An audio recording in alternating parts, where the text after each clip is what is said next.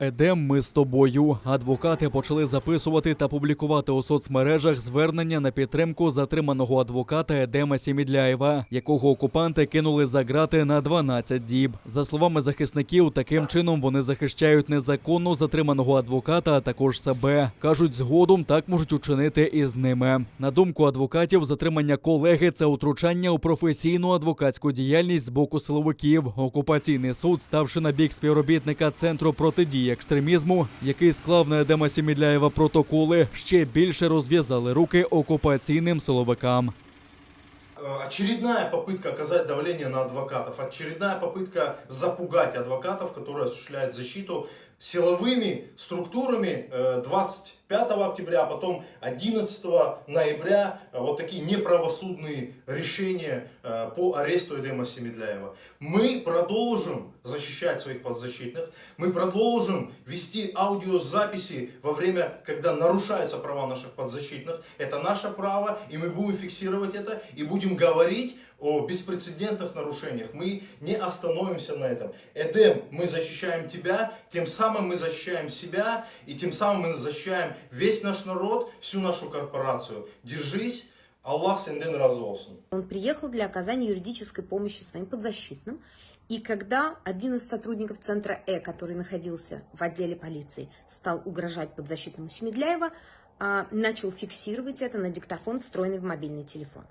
За это он получил свой первый протокол, а второй протокол он получил за отказ раздеться догола, что потребовал от него сотрудник центра видимо, для удовлетворения каких-то своих фантазий, для желания унизить адвоката. К сожалению, вместо того, чтобы получить порицание со стороны своего начальства, сотрудник центра получил решение суда в его пользу, которым действия Сімідляєва были признаны неправомерными, были признаны составом административного правонарушения, невыполнения законных требований сотрудника правоохранительных органов.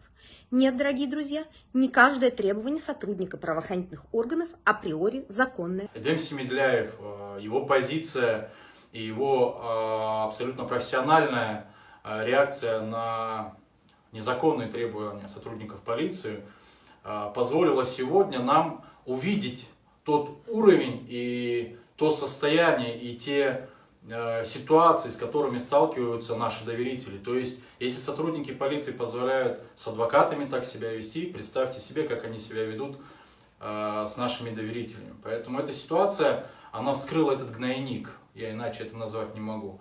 Адвокат — это не просто профессия, это призвание. И особенно это касается тех коллег, которые работают по очень сложным делам с политической мотивацией, защищают угнетаемых, преследуемых, фактически борются за наши права и свободы.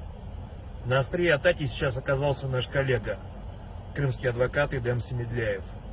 По совершенно абсурдным поводам его признали виновным в совершении административных правонарушений, приговорили к 12 суткам ареста и штрафу в 4000 рублей. Эдем, держись, мы с тобою. Стоим плечом к плечу. 25 жовтня Едем Сімідляєв з колегою Назімом Шейхмамбетовим прийшов до окупаційного відділку поліції, щоб захищати затриманих біля окупаційного суду кримських татар. Адвоката не лише не пропустили, а змушували роздягтися догола, щоб буцімто перевірити наявність екстремістських татуювань. Зажадали від адвоката вимкнути диктофон. Сімідляєв відмовився та отримав адміністративні протоколи за непокору вимогам силовиків. Їх склав горизвісний співробітник Центру по боротьбі з екстремізмом Руслан Шамбазов. Той самий, який катував кримського татарина Рената Параламова та інших політичних бранців та причетний до переслідування адвоката Еміля Курбідінова.